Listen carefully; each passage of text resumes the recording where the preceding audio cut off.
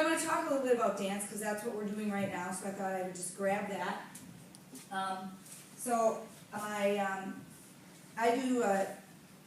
Chris and I were talking about curriculum, and Joel talked a little bit about this. I have a 3-year rotating curriculum. So in Madison, we're supposed to do a third dance, a third gymnastics, and a third games. And then we throw in some fitness stuff as well. I try to weave fitness within my units, not do just a fitness unit. So for dance, I do folk and square dance every 2 years. And something Joel said is something I tell my student teachers, and people will come to my school and say, I could never do that at my school. I said, no, you don't start in 5th grade. You don't walk in and say, we're all going to do folk and square dance. You say, kindergarten and 1st graders, we're going to do folk and square dance, because like you said, they don't know any better. And then you just keep teaching it all the way along, so by the time they're in 5th grade, they think everyone's doing folk and square dance, and it's fun and it's great because they've been doing it. And I use stomp in place of, Yep. That was really good transition for me Yep. as well. I do stomp, I do hip hop, and with my stomp unit, I actually got my music teacher to come down. So in elementary school, you have a lot of back-to-back. So wherever we had back-to-back classes, we actually kind of redid the schedule for 4 weeks. And the music teacher and Fayed, we had 2 classes in the gym for an hour. And she would teach the rhythm part for the first half hour, and then I would add the movement to it. And so we did some co-teaching like that. So yeah, that's some, there's just great ways you can get around all that, bring in all that kind of different stuff. So I do folk and square dance every 3 years. I do hip hop every 3 years, and then I do line and popular dance. There's always some new stuff, and then I throw in creative movement every 2 or 3 years as well. So some years they get 2 dance units. So this year we're doing folk and square dance, and I try to look with my tumbling and gymnastics units. I try not to have kids do routines for every single unit. I try to mix it up.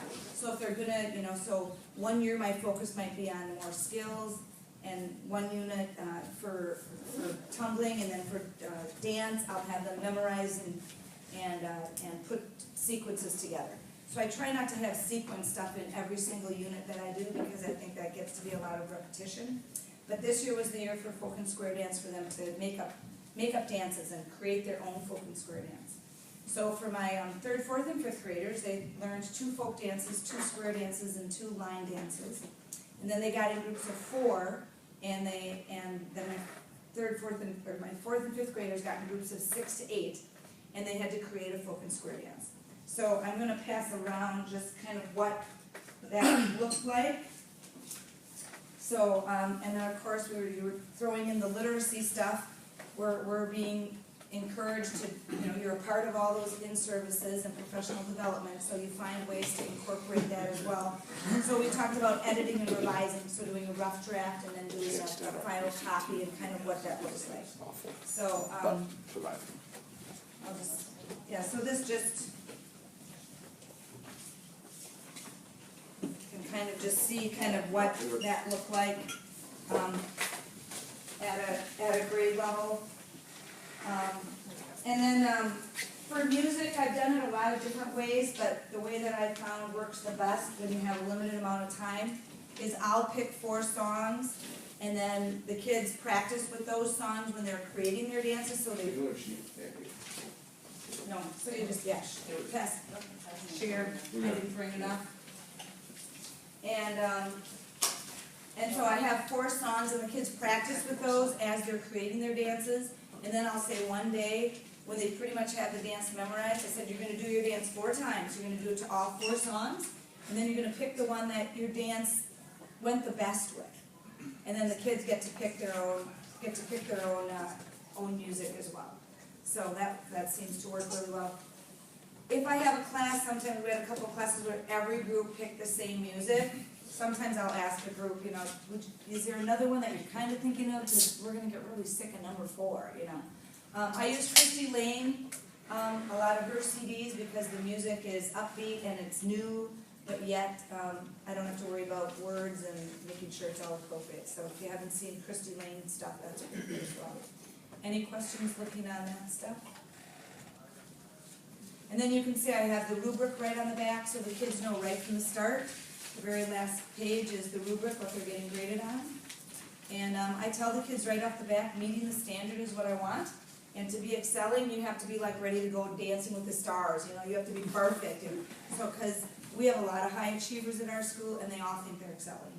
And if they don't get excelling, they're really upset. They're really like, what can I do to get excelling? I said, meeting is good. Meeting the standard is what I want you to be at. So I really try to pump that up. Can you talk about even just like spelling? Like I honestly, for kids even at high school level, like you just, I mean, a little bit about dab in here, like, you know, travels, TRAVLE, like, do you tell the kids, like, hey, I'm not worried about spelling? Yeah. Or do you? Yeah, Okay. I don't worry about the spelling. Do they know that ahead of Yeah. time, they're just, okay. Yeah. Now, usually on the final copy, I would expect it to be good, but we got a little rushed. We didn't have time to make the final copy as good as it should have been, so.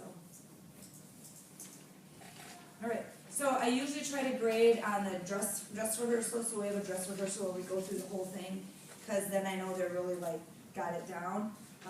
But for some groups, I'll say, that was terrible, can you grade us during the show, because we're gonna do better, or they can come in, they can say, can we come in and recess and redo it, so I try to make it work for the kids, so that they feel good about that, so. We had one kid the other day, she just like totally melted down, she's brand new to Van Heist, she's a 3rd grader, so it's maybe the first time she's ever had to perform in front of a group. And she just said, I can't do this, it's too hard, and she just did that for 5 minutes. And I was like, it won't be hard if you like start practicing instead of just saying it's too hard. So I copy off sheets for kids if they need it, she went home, she practiced, she came back ready to go today. But she was like bawling her eyes out when she left on last Tuesday, but she came back, she was ready to go. So just copying off that sheet for kids that need it, doing whatever they need to do. If kids say, can I come in and practice, I usually try to make it work for them. If some kids already have it and they just want to come because they don't want to go outside, I go, no, you already have it, you can't come. So kind of figuring that out. So we also have the kids, you can just pass it around. I have the kids introduce the dance show. So once the dance show starts, to share. I don't do anything. I just get to sit and watch. So the kids introduce the whole show. They get to say what their favorite part was, and it really makes it their show. And then with our K1-2 classes, they just perform the dances. They don't make up dances for the folk and square dance. But this year we had them come out and they taught their parents a dance. So I said, you don't get to come to a dance show and not dance. So all the parents came out and danced. And I had a couple of 3rd and 4th graders say, I heard that you taught the parents some dances. Are you going to do that with our? I said, if we have time, we'll do it. So they were even asking if they could teach their families some dances. So it's a really positive thing at our school. The parents love coming. And it doesn't have to be perfect. They just love seeing what their kids are doing. So that's it for dance. The only other thing I was going to show is when we do our hip hop, we have a lot of ESL kids, and a lot of people say, how do you have kids memorize their dances?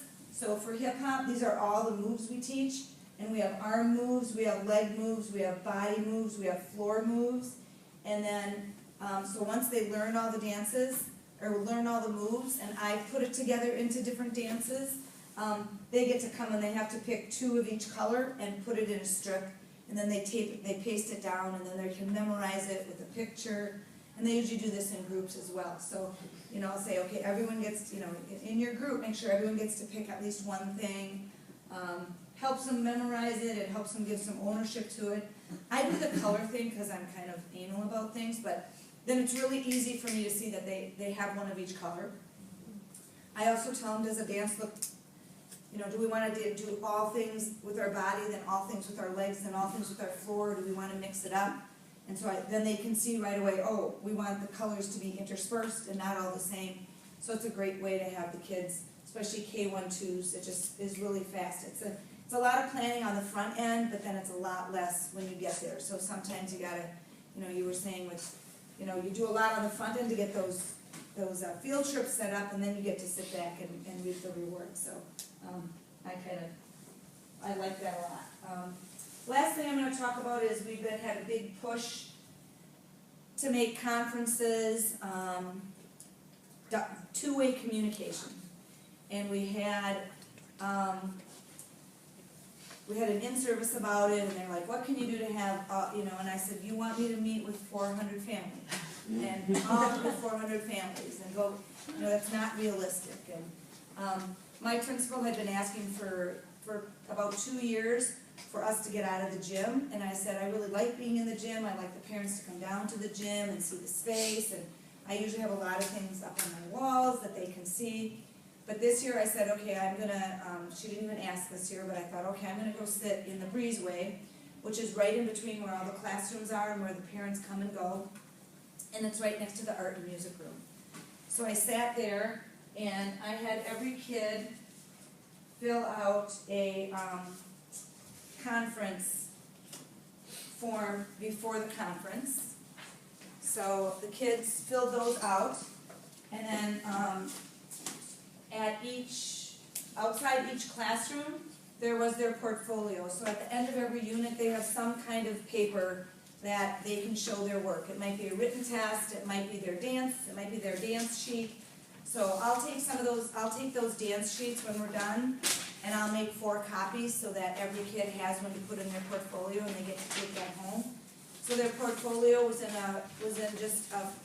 each kid has a folder, and it only takes about 15 minutes. We throw out the folders, they staple their 3 papers together. We had 3 units this fall, and then this went in the front of their folder. And then we actually practiced with the kids, which is one thing I'd never done before, and again, doing it on the front end really helped. I said, this is going to be, you're going to lead the conference. So a lot of kids brought their folder to the breezeway, and they took out that sheet, and they talked through the sheet with their parents. A lot of parents didn't, but I was busy the whole evening, which I've never been busy the whole evening. I usually get about 10 students at the most. So it was really great to connect with families. But the parents that didn't come and see me, they could leave a comment for me. And I had about 5 people who actually wanted me to call back. The 2 yellow ones are ones that I called back. They want to know, how can I get my kid to be more active? So easy questions. So I really enjoyed that, and so like this folder just went in the front of the bin, and then they just put all those back in here when they took their papers home. So I really enjoyed doing conferences that way, and I can at least show my administrator that I did what I could to make it 2-way communication, either seeing parents or giving them the opportunity to connect with me. And thank heavens every parent didn't ask me to get that. So, yes. I'll add to that. When I was at elementary level, it's easy as a teacher, especially at conference nights, when you know if they're probably not going to come to see you, to sit in the gym and work in your office. But I remember making a decision to move out in the hallway, and just even if it's just hi, hello, it just does more for your parent population, that they see you, and the kid always wants to come see you. It's a lot, you really have to be like one of the worst human beings in the world to not be the kid's favorite teacher at the elementary level. I was close to the first year. Just like when we do Koval Island. Anyway, so that really made a difference. And then if you choose to do a field day, the 3rd term of conferences, I'd be chatting left and right, because everyone's walking by, so you can volunteer, right? You can volunteer, I'll get back. No, you sign up tonight. So that was a good way for me to have the problem in the fall. They would be like, what are you asking me for? Nothing, I just want to see your kids. What you're doing. But it really does make a difference to be out visible in the hallway. I go to the book fair. Yeah. I sit at the book fair because that's what, like every kid's first.